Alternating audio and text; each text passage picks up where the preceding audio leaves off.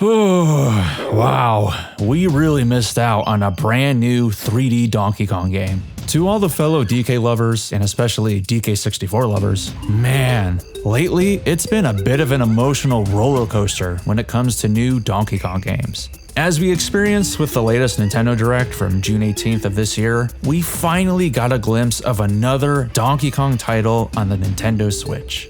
But, well, it's not a new game. Donkey Kong Country returns again.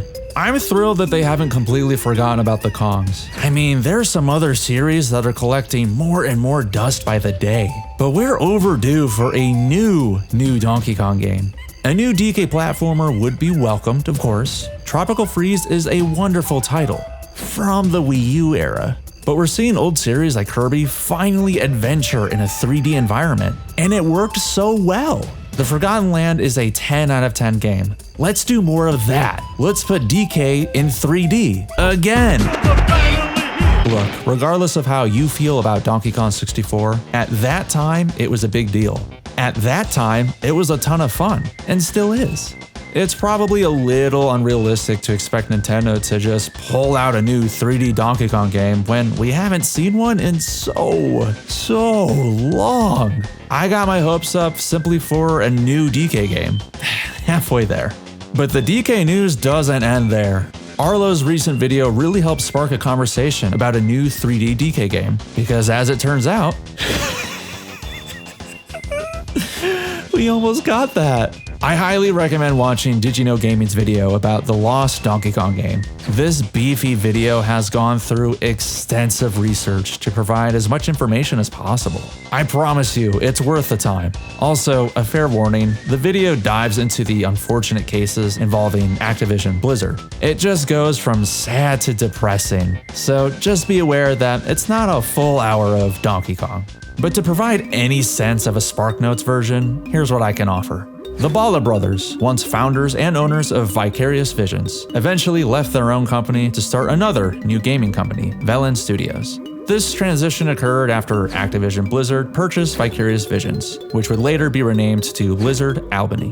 What does this have to do with Donkey Kong? Well, the Bala brothers have a small history working with Nintendo. Under Vicarious Visions, they had their own title, Skylanders, featuring Bowser and Donkey Kong. Then under Velan Studios, they worked on Mario Kart Live Home Circuit. All this to say that when they approached Nintendo with an idea, it wasn't their first time collaborating with them. While there's no official footage or documents made public, what we do know was that a potential 3D Donkey Kong game was in the very early stages, and using the codename Freedom. This doesn't mean a new title was officially in the works, but come on, what happened to Freedom?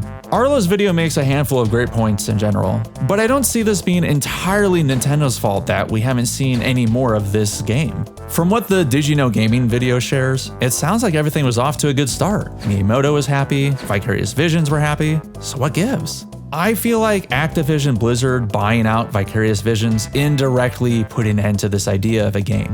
In the video, we learn from previous employees of Blizzard Albany that Activision Blizzard has a history of shutting down new, unique ideas.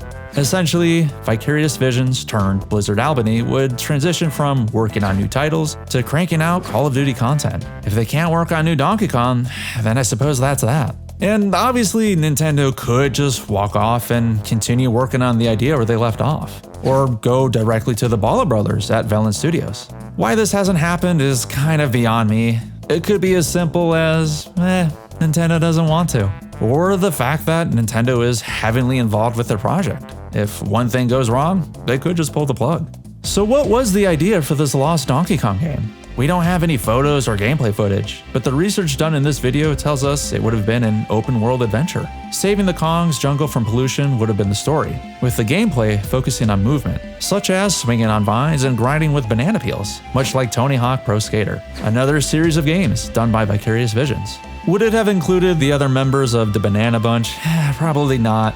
Would it have been a collectathon? No, probably not. Supposedly, Pauline was considered to be a playable character, which would have been really cool, especially considering all of this was in the works before Mario Odyssey's release. But unfortunately, that's about all there is to say about this lost DK game. From the little bit of information we know about this idea, Freedom would have been an exciting game for the Switch. I suppose anything is possible, but I felt the hype for Donkey Kong grow over time, with the recent DK ride becoming available at Universal, or Donkey Kong's involvement with the Super Mario Bros. Movie. I suppose a new 3D game today was a stretch, but that won't stop me from letting my hopes get any higher. What are your thoughts about this lost Donkey Kong game? Based on the little bit of information, would this have been an exciting game to play? Also, I'd love to know your thoughts on Donkey Kong Country Returns. I'm beginning to feel HD remake fatigue, and I'm wondering if anyone else is craving new original ideas. Let me know down below in the comments. And thank you to the team at Did You Know Gaming and Liam Robertson for the intensive research, as well as Arlo for sparking up the conversation. Thanks, and see you next time.